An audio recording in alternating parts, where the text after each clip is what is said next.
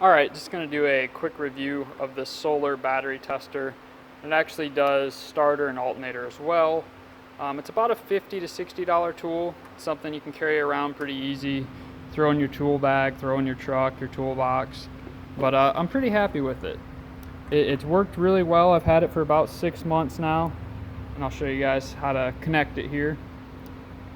Just put your positive clamp on the power side, your negative on the ground.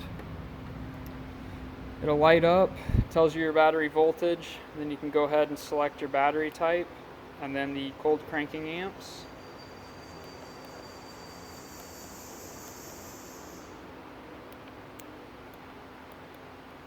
And this particular one is 735. You guys can see right there. Go ahead and hit enter.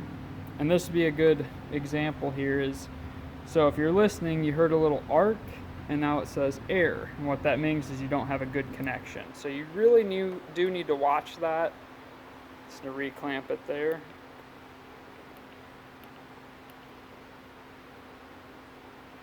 And there we go, 738. So you can see that time you didn't hear that arc, it didn't say error.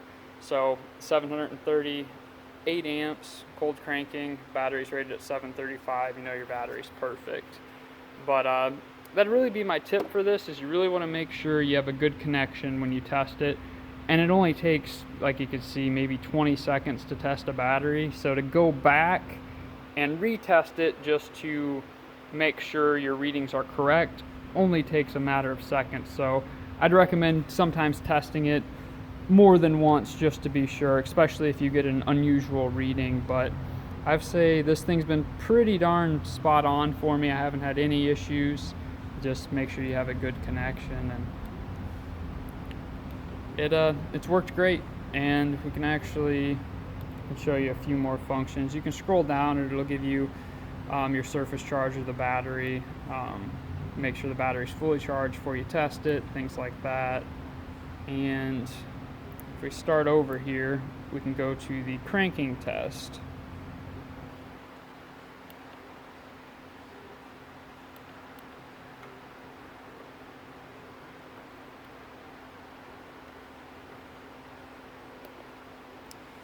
So I just hit the up button there, see it's flashing cranking. Go ahead and hit enter, and you can see the key is flashing. So now what we're going to do is go ahead and start the vehicle.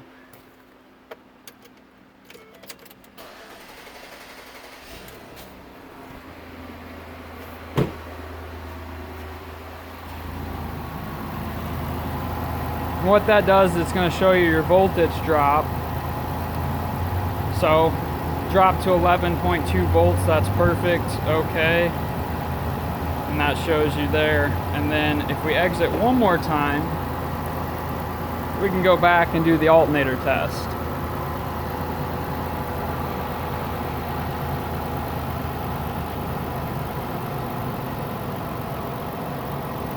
Well, I should have worded that a little better.